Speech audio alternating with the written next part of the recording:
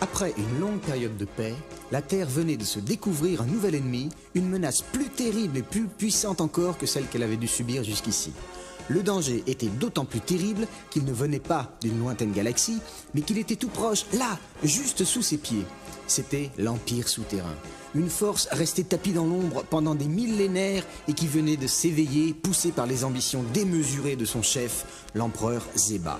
Son domaine était au cœur des entrailles de la Terre. Il avait constitué tout un réseau souterrain qui lui permettait de surgir à n'importe quel endroit de la surface pour y porter une de ses attaques meurtrières.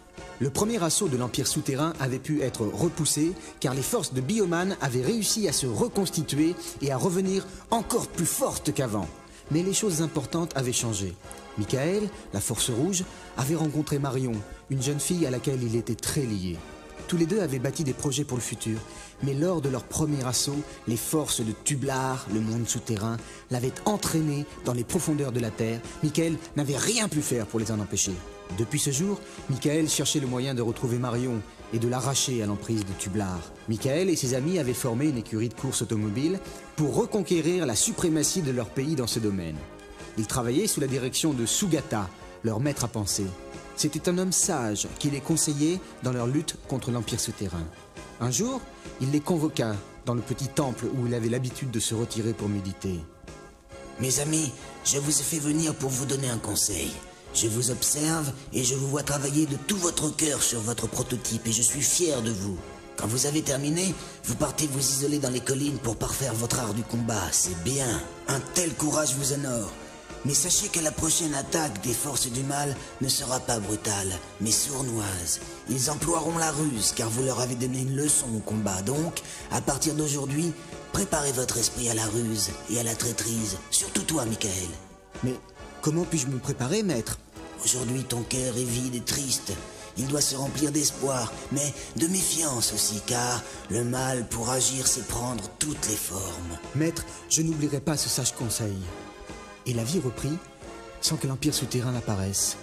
On commençait à espérer que peut-être Zeba, le maître du monde souterrain, avait renoncé à sa funeste entreprise et se contentait de régner sur l'ombre et les ténèbres. Michael et ses amis poursuivaient les essais du nouveau prototype dans une base secrète au milieu du désert. La vitesse du bolide progressait de jour en jour. Lors d'une séance d'essai, alors que Michael atteignait une vitesse jamais enregistrée auparavant par n'importe quelle voiture de course, une image va frapper son pare-brise. Là, juste devant lui, là, c'était Marion qui surgissait. Michael donna un coup de volant pour l'éviter. Le bolide fit une embardée et la vitesse était telle que Michael ne put redresser la trajectoire de l'engin. La voiture sortit de la piste, dérapa sur le sable brûlant, tournoya sur elle-même, percuta une dune et fut projetée en l'air. La carcasse disloquée s'écrasa sur le sol. Le corps inanimé de Michael gisait à l'intérieur. Ses amis se précipitèrent. Le corps de Michael n'était plus parcouru que par un mince filet de vie. Un hélicoptère sanitaire vint de la ville pour le rapatrier en urgence vers l'hôpital. Les médecins n'avaient que très peu d'espoir de sauver sa vie. Le choc avait été d'une violence inouïe et c'était un miracle qu'il ait pu en réchapper. Toute la nuit, ses amis et le maître Sugata attendirent devant la porte de la salle d'opération. « Mes enfants, je suis votre maître et je vous dois la vérité, même si elle est douloureuse à entendre. Si le malheur venait à frapper la vie de Michael, c'est la force rouge qui disparaîtrait avec lui, et l'impossibilité à jamais de pouvoir réaliser la fusion des forces.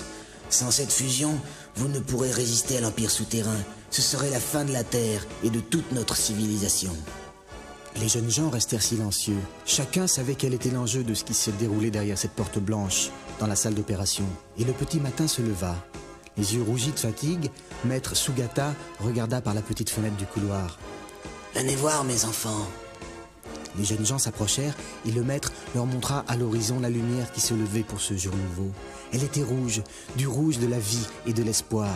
« Je crois que Michael est sauvé. » À ce moment, le chirurgien poussa la porte blanche, ôta son masque et devant tous ses yeux, qu'il interrogeait avec une angoisse muette, il dit simplement « Il vivra !» Le maître et les jeunes gens se congratulèrent. C'était bien plus que la vie d'un être cher qui venait d'être sauvé à cet instant précis. Dans les jours qui suivirent, Michael recouvra toutes ses forces à une vitesse qui stupéfia tous les médecins de l'hôpital. Il pourrait bientôt sortir et rejoindre ses compagnons qui avaient entièrement reconstruit le prototype pulvérisé au cours de l'accident. Michael n'avait pas parlé à ses amis de la vision de Marion qu'il avait eue au moment de l'accident. Il ne voulait pas les inquiéter et souhaitait d'abord s'entretenir avec Maître Sugata car sa mémoire était défaillante depuis ce jour-là. C'était la dernière nuit que Michael passait à l'hôpital. Demain, il sortirait enfin. Son sommeil était agité par l'impatience. Tout à coup, comme dans un rêve, il vit apparaître Marion dans sa chambre. Il s'éveilla en sursaut. Marion était bien là devant lui, habillée en infirmière. Elle souriait. « Marion, c'est bien toi? Mais comment as-tu fait pour leur échapper ?»« Je t'expliquerai, Michael. Mais viens, il faut partir d'ici, tu es en danger. »« Mais pourquoi? Je dois sortir demain matin. Mes amis viendront me chercher. »« Ce seront les hommes de Tublar qui seront là. Demain pour t'enlever. Suis-moi, je t'en prie. » Michael enfila une blouse de médecin que Marion avait apportée et ils purent quitter l'hôpital sans être inquiétés. Sur le parking, ils trouvèrent la moto de Michael que Marion avait conduite jusque-là. « Michael, emmène-moi loin d'ici. » Et que cette fois, plus rien ne nous arrête. Je veux retrouver les temps heureux où nous étions seuls, toi et moi. Michael et Marion montèrent sur la moto et disparurent dans la nuit.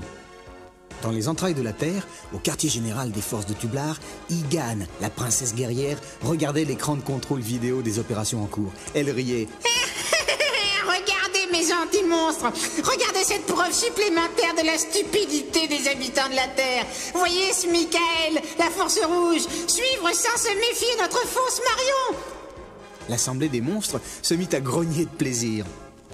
Je dois dire que je ne suis pas mécontente de notre petite reconstitution holographique de Marion. Rien n'y manque! Et cet idiot de Michael court tout droit dans notre piège. Nous l'avons manqué lors de l'accident dont il n'aurait jamais dû échapper. Mais cette fois, c'en est fini de Bioman et de ses forces!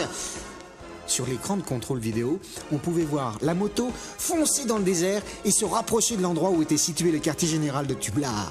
Faites amener la vraie Marion! Je veux qu'elle assiste à la fin de son héros! Les monstres geôliers allèrent chercher Marion, qu'ils amenèrent couverte de chaînes. Regarde, ma belle, ton Michael en a trouvé une autre pour te remplacer. Ne te réjouis pas trop. Michael se rendra compte, à un moment ou un autre, que c'est une supercherie. Attention, Michael, c'est un piège! Mais pourquoi hurler de la sorte, Marion? Tu sais bien qu'il ne peut pas t'entendre. Mais là-bas, sur la route, Michael eut le sentiment d'avoir entendu un appel. La voix était celle de Marion et venait du médaillon qu'elle lui avait confié avant de disparaître englouti sous la terre. Comment était-ce possible alors que Marion était derrière lui sur la moto? Quelque chose n'allait pas, mais il ne comprenait pas quoi. Michael s'arrêta, il voulait réfléchir. Marion se mit en colère. « Michael, pourquoi t'arrêtes-tu? Est-ce que tu veux qu'on nous rattrape et qu'on nous sépare à jamais ?»« Non, Marion, mais un détail m'échappe et je voudrais comprendre. Notre maître dit souvent, quand on distingue un grain dans le sablier, c'est souvent celui qui empêchera le sable de couler. »« Ah, tu m'ennuies avec ton maître et ces phrases qui ne veulent rien dire !» Michael regardait Marion plantée devant lui. C'était la première fois qu'il la voyait se mettre en colère. Elle gesticulait, ses yeux flamboyaient et son médaillon se balançait au bout de sa chaîne. « Le médaillon !»« Tu n'es pas Marion, tu es une ruse de Tublar !» Et Michael sortit le vrai médaillon que Marion lui avait confié. Au quartier général de l'Empire souterrain, on déclencha l'alerte rouge. Folle de rage, Igan commanda l'attaque anticipée des objectifs stratégiques. De tous les orifices de la surface jaillirent des monstres et des guerriers Tublar qui se jetèrent sur la population et commencèrent leur entreprise de destruction. Les forces bleues, roses, jaunes et noires firent un premier rempart contre les assauts des hordes de l'Empire souterrain. Les combats furent acharnés, mais la puissance des ténèbres grossissait à chaque minute. Elle pullulait comme la vermine et allait bientôt submerger les forces. Mais l'on entendit au loin le vrombissement formidable de la moto de Michael, et dans un éclair fulgurant, la force rouge jaillit de l'horizon et rejoignit ses amis. Aussitôt, Michael commanda la fusion. Force bleue, force jaune, force rose, force noire, force rouge, biofusion, Bioman! Alors, il se fit une boule de feu et les forces firent jaillir leur bio-laser magnum. Le combat fut d'une âpreté jamais rencontrée jusque-là. Les guerriers de Tublar ne voulaient pas subir une nouvelle défaite. Ils puisèrent jusqu'au fond de leur noirceur, mais les hordes de l'Empire souterrain durent refluer devant la vaillance et la bravoure de nos 5 amis. Encore une fois, les forces de l'ombre et des ténèbres ont dû renoncer à leur entreprise de mort. Mais Michael n'a toujours pas retrouvé sa Marion. Il sait qu'il devra aller l'arracher au mal, au péril de sa vie.